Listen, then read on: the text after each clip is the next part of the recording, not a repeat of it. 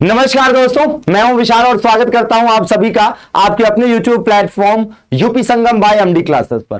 तो भैया सीटेट की तैयारी करने वाले सभी विद्यार्थियों के लिए खुशखबरी है कि भैया बेहतरीन तरीके से एकदम समय से आप देखेंगे तो सीबीएसई की यह ऑफिशियल साइट है, नोटिफिकेशन जारी कर दिया गया है और ये नोटिफिकेशन आप देखेंगे 14 जुलाई की डेट का है। अगर हम इस नोटिफिकेशन पर क्लिक करें तो हमें यह नोटिफिकेशन देखने को मिलता है जिसमें क्या कुछ स्पष्ट रूप से बातें बताई गई हैं उसको हम आपसे डिस्कस करेंगे। और आपको बता दें कि पिछली साल जिस प्रकार से सीटेट का भाई नोटिफिकेशन आया था, फिर एग्जाम के फॉर्म भरना शुरू हुए थे और एग्जाम होना शुरू हुआ था, बिल्कुल सेम तरीका है, बिल्कुल सेम तरीके से इस बार भी चीजें हो रही हैं। जैसा कि आप देख सकते हैं कि अगर आप यहां पर देखेंगे कि भाई स्पष्ट रूप से लिखा हुआ है कि भाई हर बार की तरह इस बार भी क्या होगा कि भैया ये जो एग्जाम है वो बिल्कुल है ना कंप्यूटर बेस्ड टेस्ट होगा, सीबीटी बेस्ड टेस्ट होगा, मतलब ऑनलाइन पेपर होगा, या ऑफलाइन पेपर नहीं होगा बिल्कुल भी। तो पहली बात तो ये क्लियर हो गई कि भाई ऑनलाइन पेपर होने जा रहा है। ठीक है भैया, ये पहली बात क्लियर हो गई कि ऑनलाइन पेपर होने जा रहा है। दूसरी बात,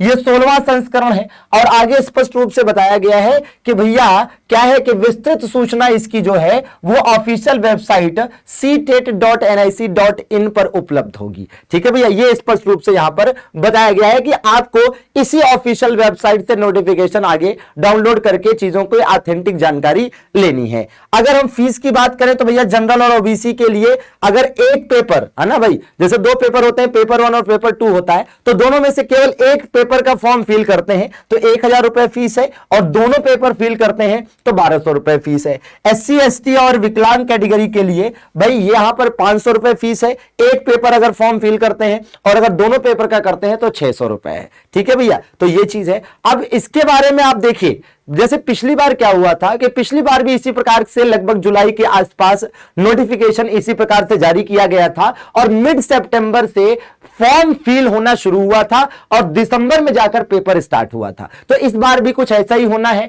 कि क्या होगा कि भाई देखिए नोटिफिकेशन आ गई है और इसमें बताया गया है कि जल्दी ही आपको इस ऑफिशियल वेबसाइट पर इन्फॉर्म कर दिया जाएगा। तो निश्चित रूप से जल्दी ही ये जानने को मिलेगा, देखने को मिलेगा कि सितंबर में आपका क्या हो जाएगा भैया, फॉर्म फिल होने शुरू हो जाएंगे, आपका फॉर्म फिल हो जाएगा और उसके बाद आप देखेंगे कि क्या होगा आगे चलकर फिर दिसंबर में एग्जाम शुरू होगा। ठीक है, चूंकि ऑनलाइन एग्जाम है तो जाहिर सी बात है जब भी शुरू होगा तो महीने भर चलेगा। अब दोस्तों सीटेट की इंपॉर्टेंस क्या है, कौन कौन से एग्जाम में आगे चलकर है ना ये जरूरी होता है, कौन कौन सी वैकेंसी के लिए जरूरी होता है और साथ में क्या कुछ पैटर्न होता है, क्या सिलेबस होता है, इन सारी चीजों के बारे में डिस्कस करने के लिए मैं आमंत्रित करना चाहूंगा सीटेट विशेषज्ञ अभिषेक सर को, जो आपको इसके बारे में विशेष रूप से बताएंगे सारी जानकारियां। तो स्वागत करते हैं सर का। स्वागत है सर, लीजिए सारी चीजें बताइए बच्चों को, बड़ी बेसब्री से इंतजार है इन्हें। जय हिंद साथियों। तो भैया एकदम बिगुल बच चुका है और जानते हैं जो लोग बीएड बीटीसी किए हुए हैं और उनके अंदर एक ये उम्मीद रहती है कि भैया क्योंकि एक शान की नौकरी होती है, शानदार सी नौकरी होती है, बिल्कुल एक अच्छी उपलब्धि की नौकरी होती है। तो आ गया है फॉर्म, तो भैया फॉर्म क्या नोटिफिकेशन आ गया तो बिल्कुल आप तैयार हो चुके होंगे।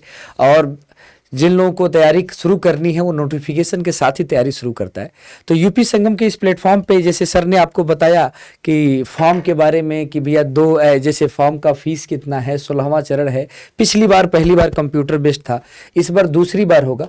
तो जैसे देखिए सीटेट 2022 की बात हम कर रहे हैं तो सीटेट 2022 में 2 पेपर होते हैं। एक पेपर है पेपर 1, जो जानते हैं कि 1 से लेकर प्राइमरी तक यानी 5 तक के लिए ये एलिजिबल होते हैं और इसका ये पहला चरण है जिसमें बाल विकास और शिक्षण के 30 क्वेश्चन आने हैं जो 30 नंबर के हैं। तो दोस्तों याद रखिएगा इसमें 15 क्वेश्चन जो होते हैं सब्जेक्ट के होते हैं, 15 पेडागॉजी होती है यानी शिक्षण होता है।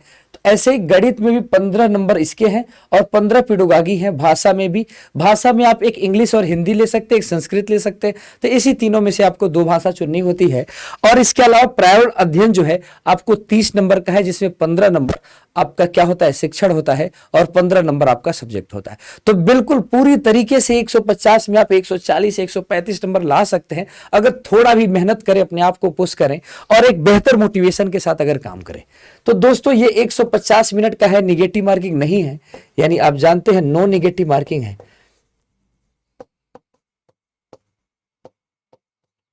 नो निगेटिव मार्किंग है।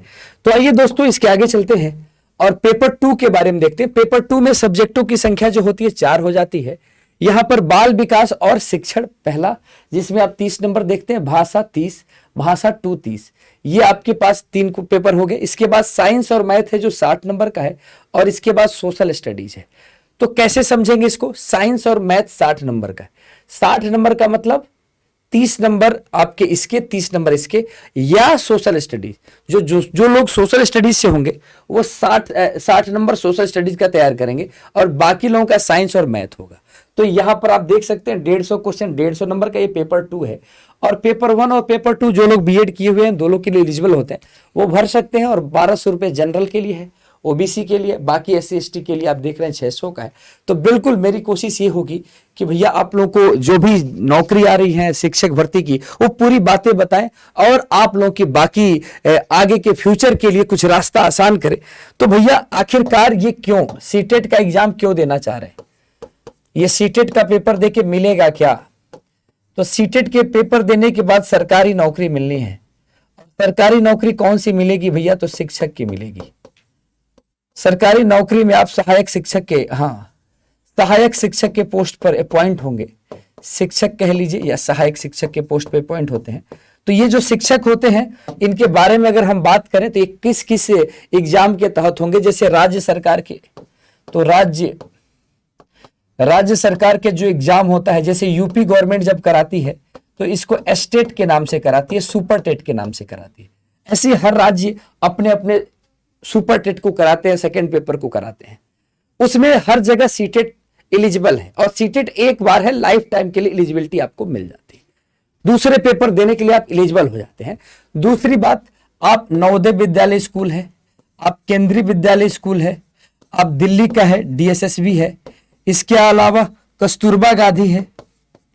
तो इस सारे विद्यालयों के लिए आप टीचर के लिए एलिजिबल हैं। इसके अलावा आर्मी स्कूल है, इन सब के लिए भी आप एलिजिबल हो जाते हैं। तो बेशक जरूरी है कि आपको अपने जीवन की राह आसान करनी है और सरकारी नौकरी का सपना पूरा करना है, तो बिल्कुल ये पेपर निकालना होगा। तो जिनके अभी बीएड के एग्जाम हुए हैं, BTC का एग्जाम हुआ है, सीटेट क्वालिफाई नहीं हुआ है, बिल्कुल वो इसके लिए कमर कस ले। और ये यूपी संगम का प्लेटफॉर्म आपके फ्यूचर के लिए, आपको हर एक हाथ में एक एक सरकारी नौकरी के लिए प्रतिबद्ध है, और बिल्कुल ये अपना वादा निभाएगा और पूरी तरह से आपके लिए समर्पित होगा। तो जय हिंद साथियों। इसी के साथ अगले चरण, जैसे ही इसका फॉर्म का नोटिफिकेशन, जैसे इसके फॉर्म का डेट रिलीज होता है, उसके साथ सारी जानकारी हम आपको देते रहेंगे, साझा करते रहेंगे। पूरा डिटेल सिलेबस के बारे में भी अलग से वीडियो बना दिया जाएगा, किसमें क्या पढ़ना है, सारी चीजें हम आपको देते रहेंगे। और इसके इससे जुड़ी हुई कोई और आपके अंदर कोई क्वेरी हो, कोई सवाल हो, तो बिल्कुल कमेंट सेक्शन में पूछिएगा, हमें आपके रिस्पांस का इंतजार रहेगा। तो इसी के साथ धन्यवाद दोस्तों, थैंक यू।